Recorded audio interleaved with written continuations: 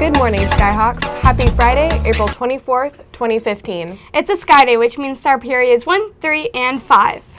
Thanks to Claire and Odessa and S.N.N. Flex. For today's opening recap of our Spirit Week. National Parks Week has been a great review of some of our country's best natural resources. Our state has 14 national parks, which 7,652,073 people visit every year. The national park system also includes historic sites in our own neck of the woods. We have Fort Vancouver. Visitors can explore the lands and structures at the center of the fur trade and military history in the Pacific Northwest by visiting the fort. At Fort Vancouver, you can connect to the past by walking the trails and seeing the sights. It's easy to take something as awesome as a fort for granted. But Fort Vancouver was a 19th century fur trading outpost along the Columbia River that served as headquarters of the Hudson Bay Company's Columbia Department. Named for Captain George Vancouver, the fort was located on the northern bank of the Columbia River in present-day Vancouver. Did you know that the post remained in active service? It was even expanded for World War I into Vancouver Barracks.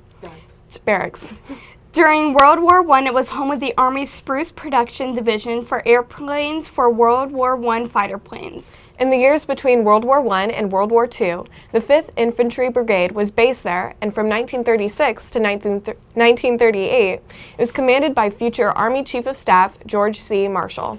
Because of its significance in the United States history, a plan was put together to preserve the location. Fort Vancouver was declared a U.S. National Monument on June 19, 1948. And redesignated as Fort Vancouver National Historic Site on June 30, 1961. There's a monument near Fort Vancouver to a Russian pilot whose crew set a world record in 1937, landing near Fort Vancouver. And we also named a street after him, Chocolove. Personally, I find all that history amazing, but I think the fireworks are the best. Yes, Fort Vancouver is known for the biggest, baddest blasts of fireworks west of the Mississippi.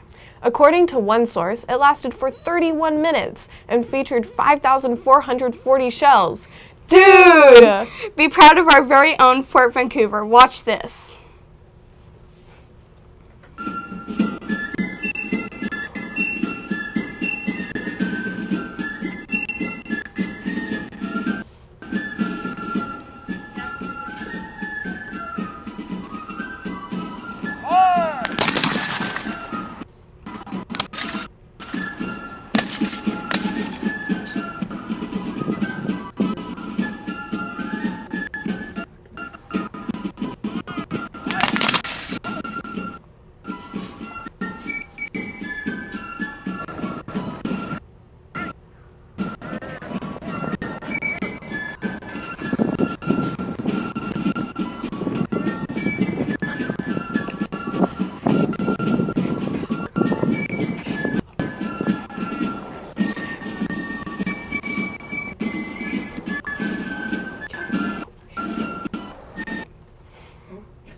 Thanks, Laura Johnson, for sharing your national parks experience at our very own Fort Vancouver as part of your Civil War reenactment.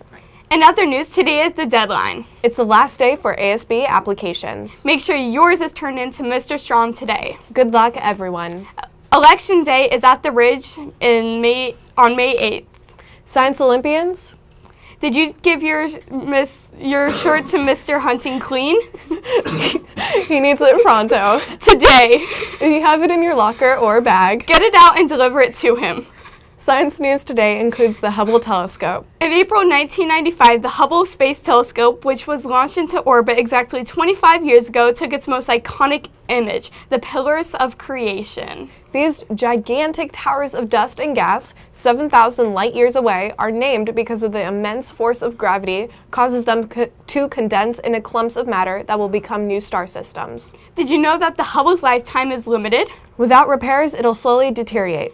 And unless the NASA plans a mission to lift it back up into a higher orbit, it'll eventually dip lower and lower before crashing into Earth around 2037. Here's the good news. In 2018, the James Webb Space Telescope will be launched into space and will replace the Hubble as the most powerful space telescope ever. The weather changed again, and next week the temps are expected to be back up in the 80s. We do not like having to talk about dress code, but here's the thing. If you're not covered up, You will be asked to change your outfit to be more modest. page 7 has lots of details about exactly what's allowed and what isn't. Read it. Stop making this a thing. And dress modestly. Starmites is looking for a backstage crew. If you signed up or are interested in being a part of the production, they will have a brief meeting in the choir room at the beginning of Flex today. Duties include lifting and moving set pieces between scene changes and being dressed in ninja skew black clothing. Backstage crew will need to attend at least one rehearsal at school and all the rehearsals at CHS. More information at the meeting at Flex today. Questions? Talk to Mrs. Sappington. Skip. Go down to here. We gave you a Friday flash today. Did you notice? We haven't had any foodie news all week long. Jelly Bean Day was Wednesday. And yesterday was Cherry Cheesecake Day. Today is about those pigs in a blanket.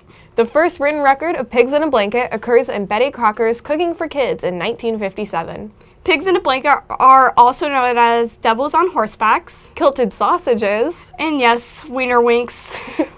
In the United Kingdom, pigs in blankets are small sausages or chipolatas wrapped up in bacon. In America, pigs in a blanket are often referred to as hot dogs. Vienna sausages, Or breakfast sausages. wrapped in biscuit dough, Croissant dough. or a pancake. And then baked. It's a classic. We had many callers, but today it goes to Wilderman's class. Happy National Pigs in a Blanket Day! Good job. A treat and fake cash will be delivered to you after the show, That is the news for Skyridge Middle School. where everybody belongs, Today's thought: the best way to predict the future. is to create it. Have an awesome weekend, and we'll see you back here on Monday. Remember to follow the code, the Sky Code. Be safe, Be respectful be responsible, and be kind. This has been Emma. and Emmy. At this time, please stand for the pledge.